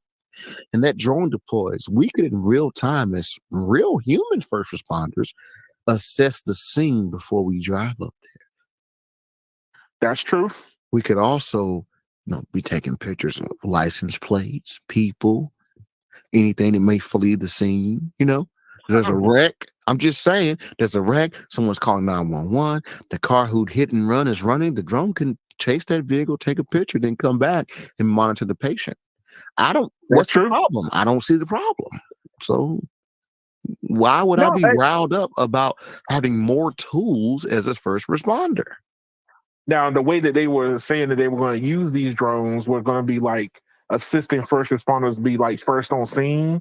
Exactly. The drone would be there before I'm there to assess, like I just said. So I want that. How many first responders would like to know that where they're about to go to is safe? That's true. I'm just telling you, like, if you get a call, someone's got shot. When you're a first responder, you're not supposed to just rush to that scene. You're supposed to wait for the police to tell you that it's safe to go. That day, because God forbid you roll up on an active shooting scene when a victim gets shot at still. Now your ambulance is all shot up. That's true. All I'm saying is I don't see the problem. They using your ambulance as cover. Yeah, I don't see the problem. I think that makes perfect sense to have drones deployed all over a city that can assess situations ahead of time. Because prime example, say that you're sending the wrong type of help. Right.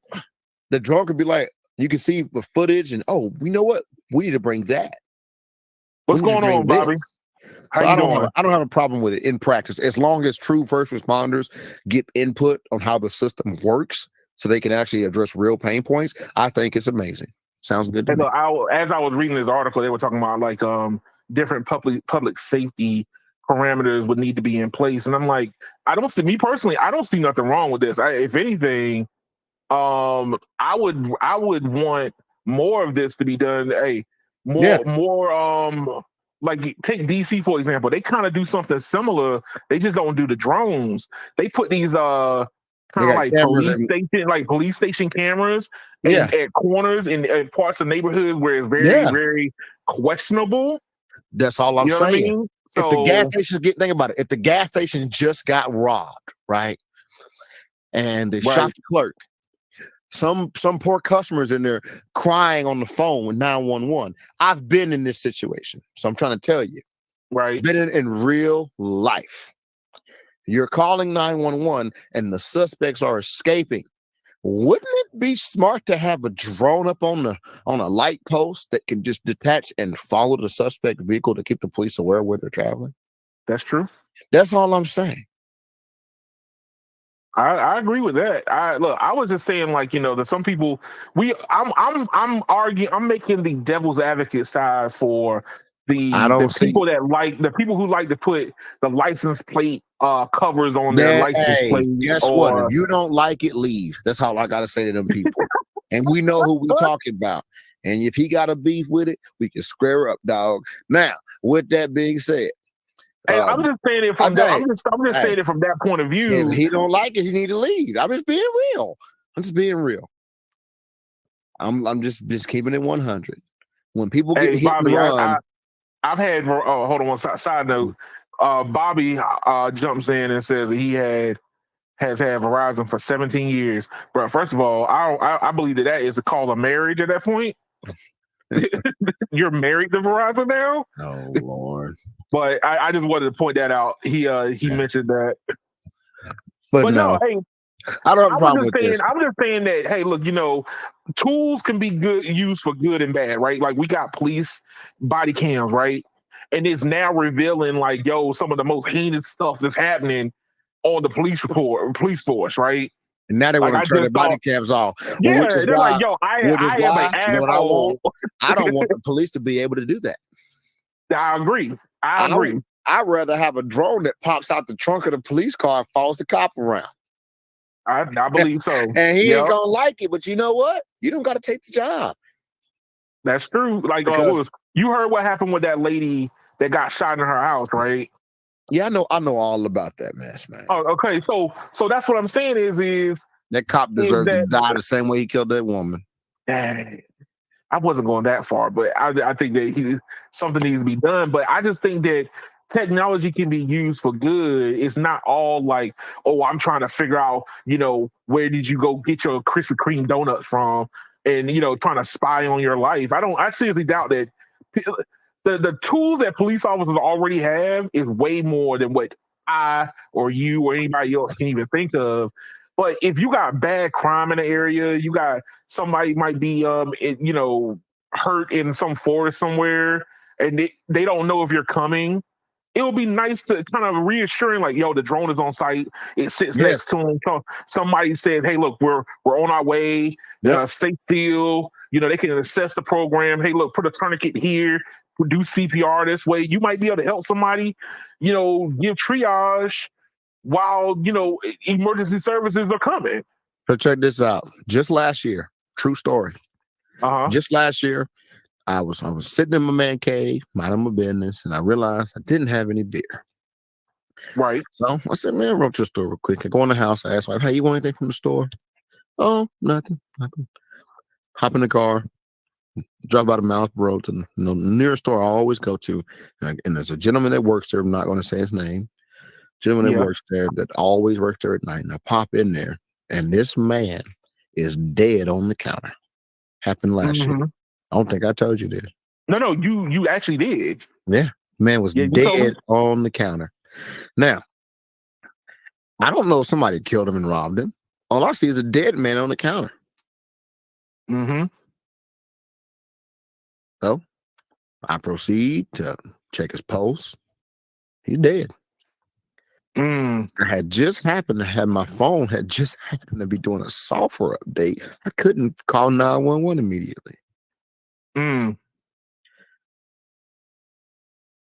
Why don't we have a system where even if someone can't call 911, I should be able to press a button and that drone shows up, identifies that there's an emergency situation. No, I'm just saying, like, you just think about the smallest little things you could do, right? Yeah. That drone could show up in such a situation, but that drone could have also heard the gunshot if someone had killed that man and been activated and then surveil every vehicle that left. My point is, we could use a lot of these little things to at least catch some of these people. We have the technology to be able to do it. It's just that I think that it's the same problem about like putting a cell tower in a neighborhood. Somebody goes, well, I don't want it here. I don't want it. I don't want that thing here. It's going to be looking inside my house, or it's going to be doing this. It's going to not. I don't feel safe with it being around. Well, but if you're the person that if you're the person that needs, immediate, attention, you're gonna want somebody to be coming, especially if they're not there. And we're headed for a point where you know how we've had these old people. They wear the little buttons. They can press the button if they fall or whatever. We're headed for a time where your smartwatches are already monitoring your heart, and then imagine you have a smartwatch that you just flatline. The smartwatch calls 911 by itself. Yeah, you understand? I can see that. Imagine you're in a self-driving car and you just flatline. The car can go, this man's dead. The car can call 911 and drive to the nearest hospital. Like these little things that people will say is an invasion of privacy could be so useful to humanity. I totally agree. If you flatline in your Tesla while it's self-driving right now, it is not calling 911 for you. It's not driving to the nearest. It's not driving to the nearest. Yeah. It's not doing any of these things. And to me, these are common sense things that should be a law, in my opinion. If you're going to, like Elon with his fake self-driving cars, because that's what he has. Yeah, I agree. Fake self-driving, that should be a law. That thing has monitoring that can go, my driver is dead or my driver is sick, and be able to redirect itself to a hospital. We should, in major cities, we should have some form of drone surveillance for particular situations that's accessible by the emergency departments in those cities. Same thing for a fire. Right. Back in the day, what did we have? We had fire towers. Somebody would get a sign to go sit up in the tower and look for smoke. We talk about pre-communication days. We still have remnants of these towers in these rural counties. No one actually climbs up those towers anymore, but they're still there. Right? Why don't we have systems that survey for fires that are AI generated, that can actually look out and go, hey, there's a lot of smoke over there. Hey, I mean, you basically have a camera system. You have a camera system that's already perched in those old perching stands that is looking at 360 degrees. They should be able to send a drone out there and go, there is a fire right here, but there's no 911 call in yet. Call 911. Like, there's ways we can utilize tech to actually make our lives better, safer. But we don't hear any of this. You haven't heard a single government official or corporation even try to attack the safety and emergency systems with something like this. And now you have this article today that just talks about having it assist first responders. But I see so much more that these systems can do. Oh no, I see it also. I just think that the problem that you run into is I want more privacy advocates are way louder, right?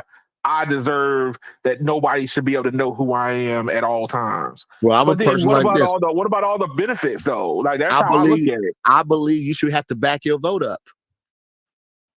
You know what I mean? So if you vote against this, thing and it doesn't go through, and your mama's house is on fire, I hope she die.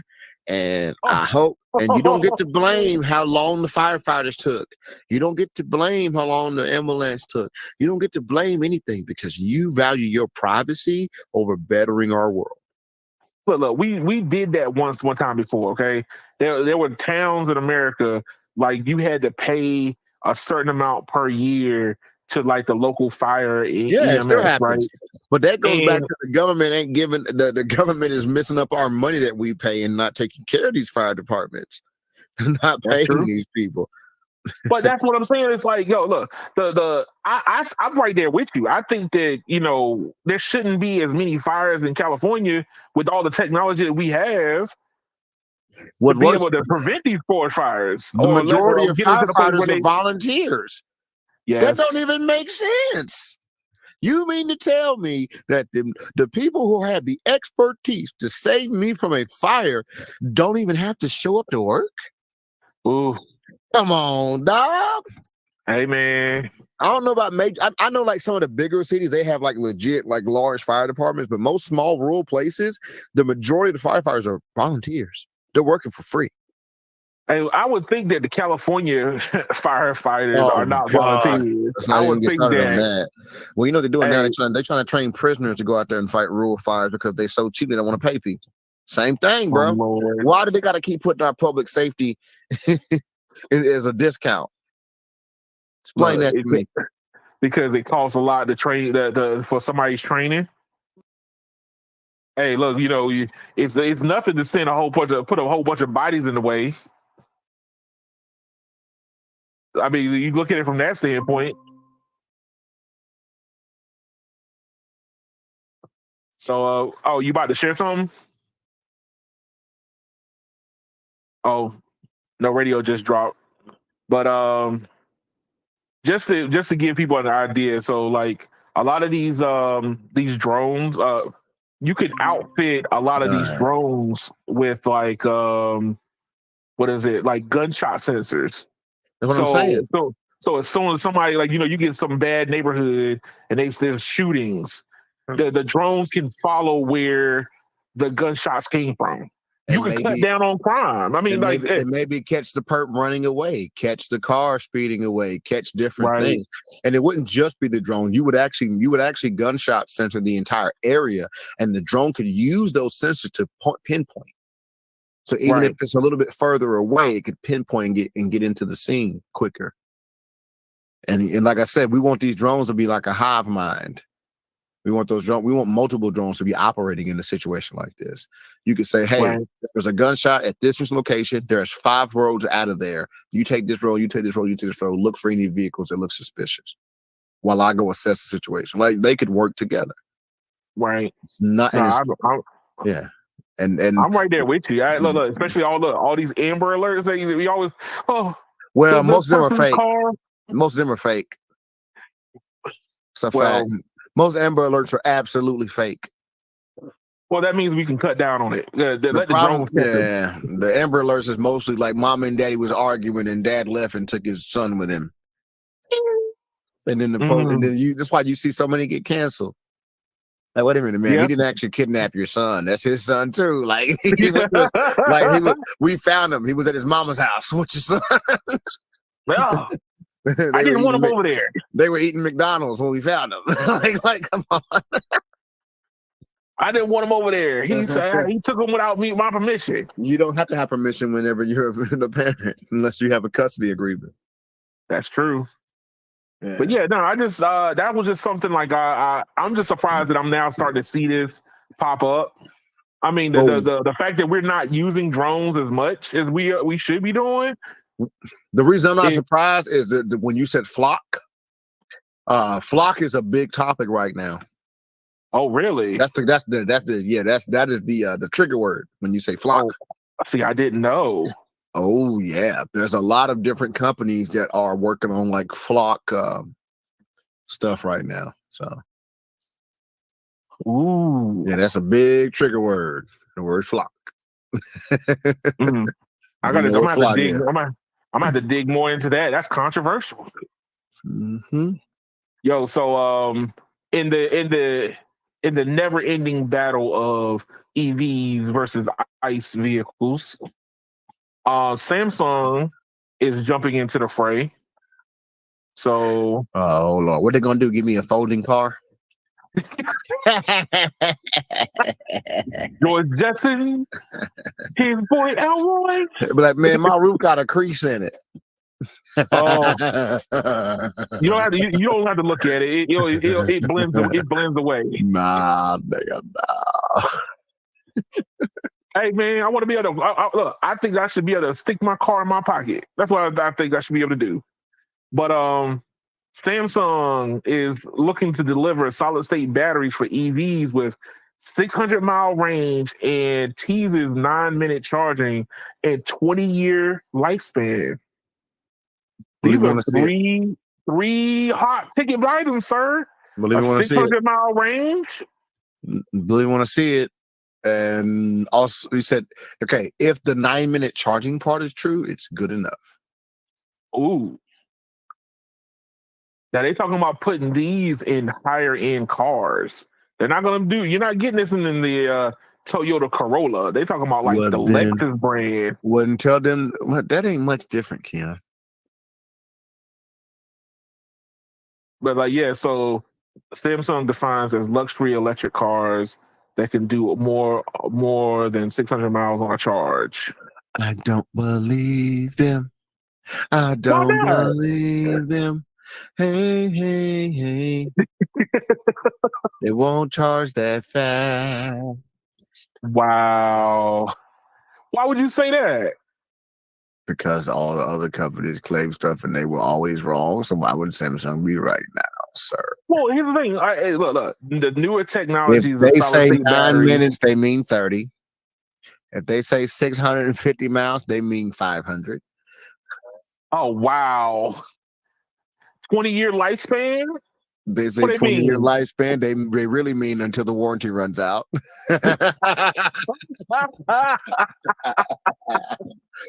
Oh man. Dang, man. Hey, look. Hey, right now my Tesla warranty is for 8 years or 120,000 miles. So good for a 20-year you. lifespan? Good for you. A 20-year lifespan, sir? I'm just saying. Hey, don't push the maybe, baby. All right, Major Pay.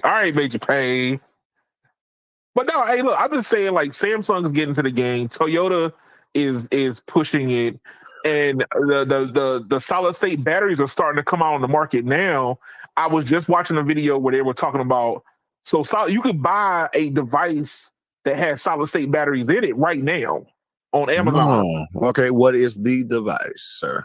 I gotta go back and look. Come on, I knew that I wouldn't be buying it myself, but it's a battery backup. Like you know how what is it like Anchor is? They're a competitor with Anchor and was it Ugreen? They make a portable battery solution. I'm okay. That's useless. How's that useless? Because in order to truly test the so-called benefits of a solid-state battery, you need a high drain situation. Okay. Yeah, because remember, we're trying to apply that technology to cars, right? You need a high drain situation. Well, where it's pulling a lot of juice. You need a device that you can literally dump all the energy out of and then charge extremely fast. That's true. I.e., because here's the deal, right? With what we've been promised with solid-state batteries, we're supposed to literally see like 5,000 milliamp hour battery in the phone that can be recharged in like 3 minutes. Right. Now here's the thing. What power bank is going to have any device plugged into it that's going to deplete the battery at a high rate? You're going to be limited by the charging ports on that device. I.e., but the charging ports are not set up for that type of fast power dump.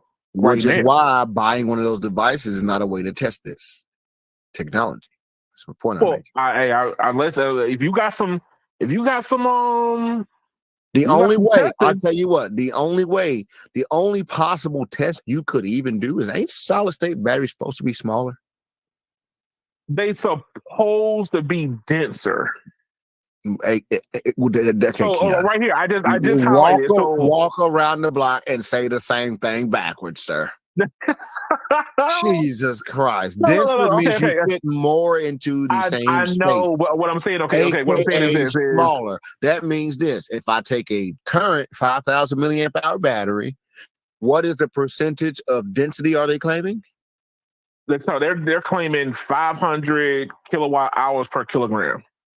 No, 500 watt hours per kilogram. I don't like the way they do this. I want million hours. Now here's the thing. The current Tesla batteries are 200 watt hours per kilogram.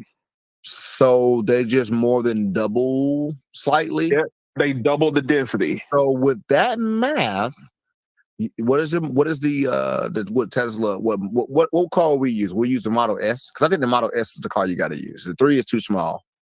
No, the Model Y, but I mean they use the same batteries though. Oh, that's my point. So why you care about the Model? I'm looking at the S because that is the regular car. It ain't big, it ain't small. It's right in the middle. Which is why we got to remember we got to use average. We can't use the small or the big vehicle. Okay. So they're saying right now the Tesla gets 200 watt hours per kilogram. And how many watt hours do you get in a Model S? I think it's 100 kilowatt pack. See, why every time they want to show us something, we got to do a bunch of conversion. This is how they lie to us. I'm telling you, bro. They lie because they put all these hoops in the way, hoping you won't do any math to figure out that they're full of themselves. That's the point I'm trying to make. Well, here's the thing. Why not just give me the measurement in kilowatts? Why not just give me this measurement in kilowatts? It's because it will be too easy for me to decipher that there's some BS going on. But if the current technology that is being deployed right now gives 100 kilowatt battery pack in a Tesla Model S, 100 kilowatts usable, okay? It is you can get like 350 miles. Right. If they double the watt hours per kilogram in it, you would get 600. So 363 is the 363 miles is what you get. So 363 watt hours a mile, blah, blah, blah, blah. What is extra crap they want to do? They try to make it complicated to fool stupid people, but how you do my math? I'm just sorry. I'm sorry. I do my math. I don't play that stuff. They kill me with this. 72.5 kilowatt hours is what's in the Model S. No, I thought it was 100. Regular Model S has a 72.5 kilowatt hour battery. So Model S 75. Regular schmegular. Not an upgraded extended range because now you're cheating. The model that most people are going to buy. All right.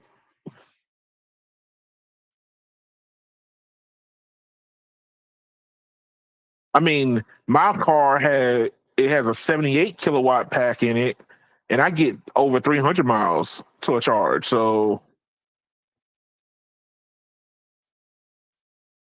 if you taking that and double it, it hits the mark right on the head.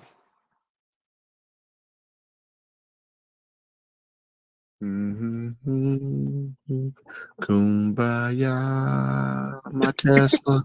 Kumbaya. That's messed up, man. You know what? And then on top of that, you're too calm for this. Let's see here, man. So your company here. Let's look back at your presentation. Your presentation here, it says 500 kilowatt hours per kilogram. Yes. Go ahead. Was it 500 watt hours?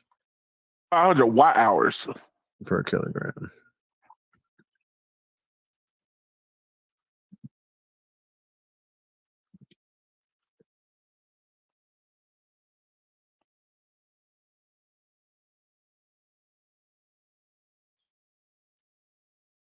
Uh-oh. He's too quiet. Because Toyota and Samsung are working on this now, and they're saying that battery production is going to start in 2027. So the Tesla watt hours times 2 is 538 watt hours. So it's not exactly double. So what is it? Okay. There's a 20. Let's just call it what? There's like a 15% loss, maybe. Okay, cool. Does this mean? So here's the thing. So my next thing, like I said, we need to be able to test these things. Basically, no one should go out and buy a $60,000 car to figure out if this is good or not. That's my point. So when you say you can buy stuff with these batteries in them already, I need something that I can drain at a high rate. But if you can't charge it at a high rate, you wouldn't be able to test the 9-minute possibility. I mean, but I'm supposed to be able to charge at a high rate according to the standard, so it doesn't matter. What I'm saying is, even if the device can charge in 9 minutes, I can't prove how long it lasts with a test device because all the devices that I can buy now won't drain the battery at a rate like a car would. And I'm going to be limited by their application, not mine. I.e., okay, I'll give you an example. If they make a battery jump box, right, with one of these batteries, then I can actually attach that to like some kind of motor that has a high amp draw and actually set a timer and let it run. That's true. And see if it is more efficient than the traditional lithium battery or not. But until then, I hope this is good. I hope this is real. Hope it's true. Still not buying an EV. But with that being said, but this hey, is another step. But here's the thing: a lot of the little pain points that you said, that Samsung is talking about delivering until it's in a car, it ain't real. It might end up being in your phone before it's inside of a car. I hope so. But that would be then they would just break the internet, break everything at that point. No, look, if you think that nobody upgrades their phone now, you give people, they can just plug their phone in for 1 minute. And you ready for me to show you again how I keep telling you the same thing? What? The phones already last all day long with their current technology, and there are phones out there that can literally charge at 200 watts, recharging their batteries in like 6 minutes without solid state batteries. So fast charging is not an exclusive feature to a solid state battery, but the claim to fame is that a solid state battery can be the same size with double the capacity, which is why I care more about the discharge than the charge, because we already know we can charge existing lithium batteries fast. The manufacturers just don't let us because their cars are literal bombs on the highway. Yeah, I mean, you're absolutely right about that. Wasn't there just another Tesla fire out in Cali somewhere? Mm-hmm. No, it was a truck full of lithium. Same difference. Oh. Well, look, I was just curious. I saw this article and I was very, very pleased to see, hopefully start seeing some of this start trickling down. The fact that you can buy solid state batteries on the market now. It's some weird off-brand company that's on Amazon. We good. We ain't buying it. We're not buying it. Don't give them no business. He said, "Don't give them no business." No, we're not buying it. Negative. Next. Damn. Well, I mean, for the most part, that's about it.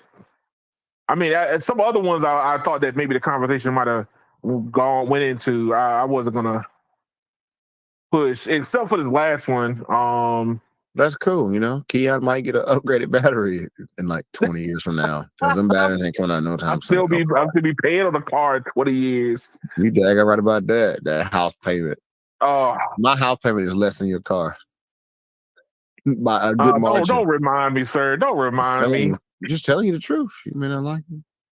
Yes, I bought my home before the market went crazy. So I could literally buy a Tesla and some change. Game. A Tesla could pay for my house and somebody else's rent. Hey, look, for all the people that wants to keep up with the cable companies and where they stand at in the industry, let's make that a little bit bigger. Charter follows Comcast with worst broadband quarter, loses 149,000 subscribers in Q2. Absolutely. So we're still losing subscribers. Absolutely. The question is where will it end? Never. Will it end is the next question. It's just more competition. The number one thing pushing people out of cable is not that the alternative technologies are that much better, but it's more so that the cable companies are greedy. It's pricing is the issue. It says here with the defunding of the Affordable Communication Program over the spring, it caused a lot of the fixed wireless Mhm. access to gain more popularity. Absolutely. So, I'm just curious to see like when they're gonna start hitting what I call just neutral, right? Where are we gonna get at with it being neutral? I don't know, brother. But we'll see what happens. But like I mean, combined, that's almost 300K Yeah. subscribe, like 300K a quarter. Which you know what they said? The article says that like the analyst was expecting double. All I'm saying is I'm keeping my suitcase next to the door just in case. Oh. Yeah, I keep my bags packed and ready to go. Yeah. But yeah, no, I was just following down the news, man. These things I find very interesting. Fixed wireless is a game changing thorn in their side. I would beg to differ. I think that the fiber upgrades going on are more of a thorn than the fixed wireless because most of the fixed wireless customers come back. A lot of the fiber ones stay away longer. Ooh, that's just my opinion. But you would think that you would think that companies like AT&T and different like Charter, Comcast, AT&T ain't who you need to worry about. They're not the one yanking fiber customers. It's the little guys yanking all the fiber customers. And then when they go, they come back because it's not stable. When they go to fixed wireless, they come back. And when they go to fiber, if they happen to be blessed where they're near where their operator is a good fiber company, they stay. But a lot of these fiber companies ain't quite, tip top. And what I mean by that is their response time to failure is days, whereas other companies are hours, and that comes with experience. And that comes with paying more and having personnel. I'm just saying, you pay for what you get. Yeah. If you don't have the personnel, think about this. If you say you own a company and you currently got 100,000 customers and you build an expansion where you just added 30,000 customers, you can't serve them with your existing base. Right. And a lot of these companies are not expanding their employees enough to keep up, and they're angering customers because they're unable to have the response times of the other companies that have been in the game. That's true. It matters. Some people were like, it buffered. Hey, my cable buffered sometimes, but at least when it broke, it got fixed that day. And these people were like, man, I got that new fiber. It was out for 5 days. That hurts. And this is what I've actually heard customers tell me. They literally made complaints about stuff not getting repaired quickly. Look, I think that people care more about the downtime than they care about the capability. Yes, exactly. The capability. So here's the order. It's price is number one. Yeah. Capability. The downtime is number 2, and capability is number 3. Which is why you're not seeing a lot of people try to, like, even when they get fiber, a lot of people are only getting like the 300 by 300. They're not getting like, gigabit fiber. They're not doing like, gig up, gig down, or like, 10 gigs, whatever. They're getting whatever they can afford at that price. And if you take the customer who's been told, fiber's so much better. And we all know the number one thing that's better is uplink. Well, no one uses uplink. Like, if you have a neighborhood with 200 homes, 2 of them people actually utilize the uplink. The rest of them people don't even use it. So fiber's only up, like their only upsell is that their uplink is faster. But if most people don't use it, they don't even benefit from it. It just exists. True.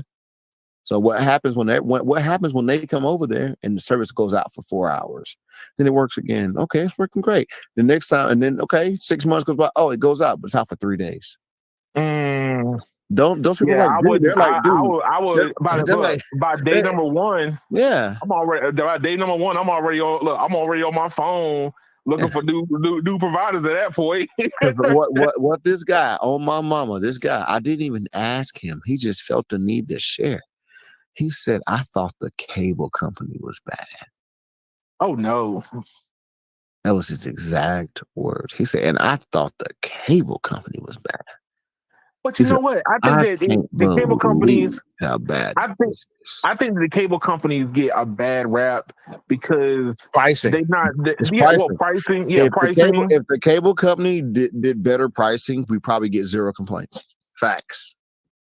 Yeah, 100% facts. I've always argued the fact that you know what? If your TV, internet, whatever package is $200, then that's what it is. Like, don't tell me that I can get it for $98 a month for the next 2 years, and all of a sudden, but right at the end of 2 years. But everybody does that, Keon. So that ain't a cable thing. But I'm just saying, like, these are one of the pain points. I mean, but it's a pain point that you created for yourself, sir.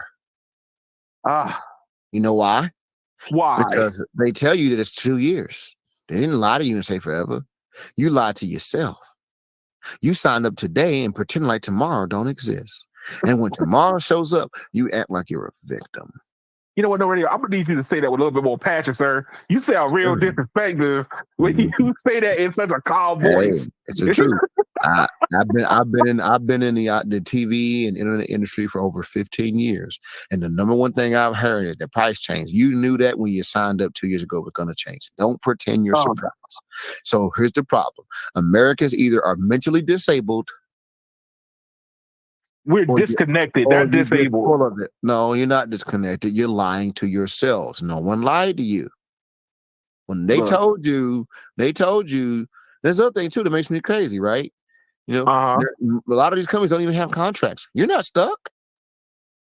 If you signed up and the discount is for 1 year, you're not stuck. Leave. You knew that was a promotion price. Would you rather just not get a promotion price and start off at the highest price to begin with?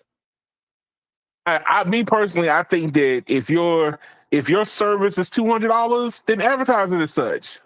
But don't sit here and tell me that. Remember something: the TV industry is in a 2-year cycle. True. If DirecTV gives you a 2-year deal, and Dish Network gives you a 2-year deal, and then the cable company gives you a 2-year deal, these customers literally jump from provider to provider every 2 years. What happens when I don't give you a 2-year deal? Guess what? You never come in the first place. That's true.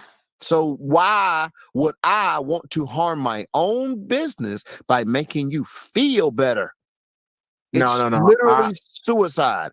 Hey, I'm on Dish and my prices went up. Y'all got some deals? Nah, we just try full price all the time. Well, I just stay over here then. What did they accomplish? They don't get to now have you as a customer because they basically told you, hey, don't come over here. We ain't got no deals for you. So here's the thing: is the price at $200 the real price, or is it at $98 the real price? The $200 is the real price, but we're going to give you a discounted rate for the 2 years in order to take you from the other company. That's no different than when you go from a cell phone provider to another, right? They tell you, hey, we'll pay off your old devices, but you got to get the 36-month agreement. It's the same thing. I mean, like right now, you talking about leaving Verizon. So exactly. You're leaving Verizon and becoming a nomad.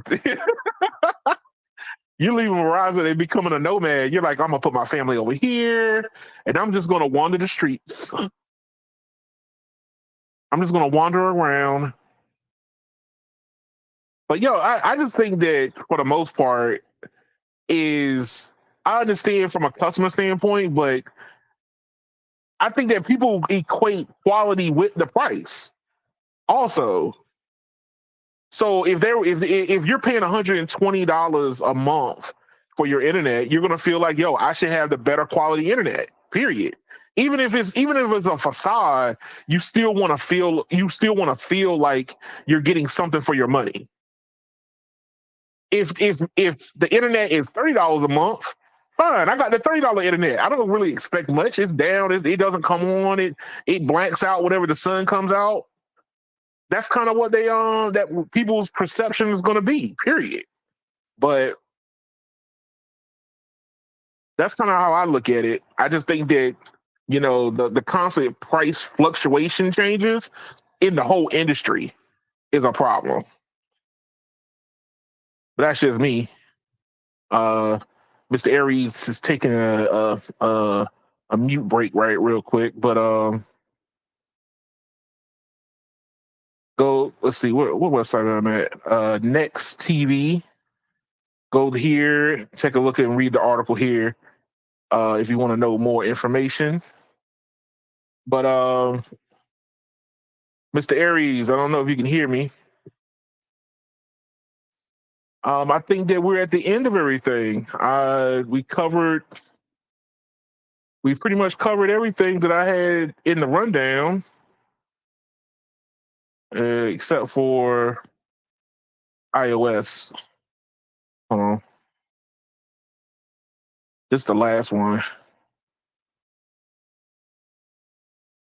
Here we go. And present.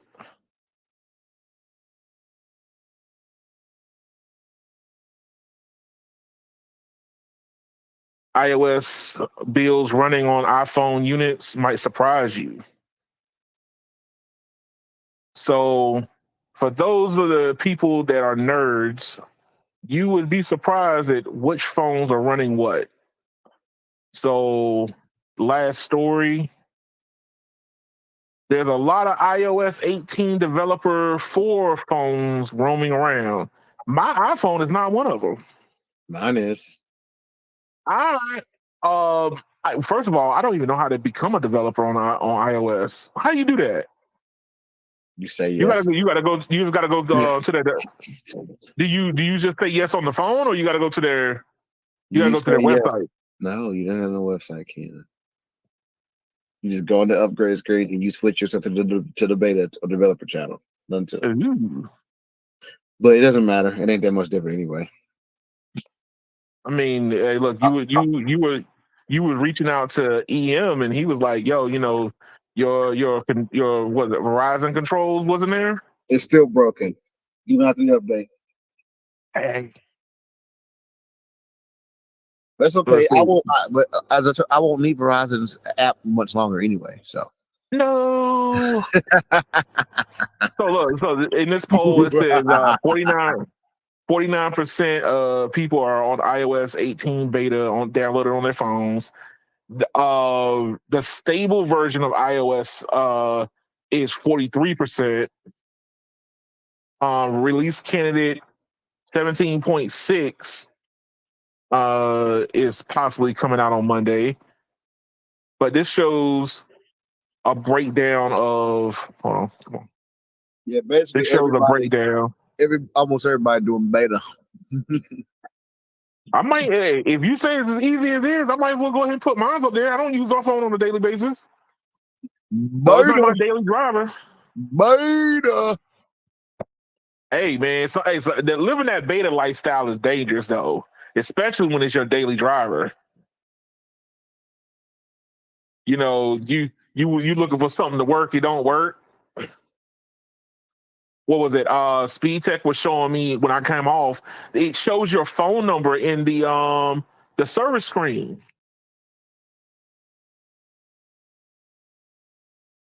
You ready, Keon? Yeah.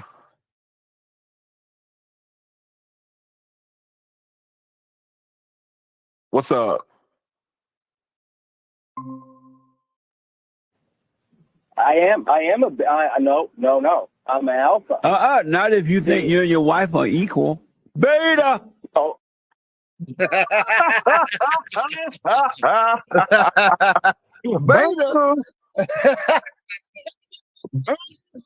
Oh, Jesus. Man. But yo, hey, thank you for showing up, man. I greatly appreciate it. Yes, sir. Anytime, brother. You stayed calm this whole time, sir. I don't know how you did that. This is my normal gear, my brother. I'd be letting y'all get get the best of me sometimes. But it's what it is. No. It is what it is, dog. Oh, look, that's why people come. They come to see you get riled up. Hey, that sounds like a personal problem. I feel like I didn't do my job as a host. If anybody want to see me get riled up, put on your gloves and meet me in the ring. Oh no, not the gloves. Not the gloves. I'm all about them gloves. Onlyhands.com. Like your father should have wore. I'm all about them gloves. Y'all want that smoke? Wow. I want all the smoke. Black and mild. I'll take vape smoke.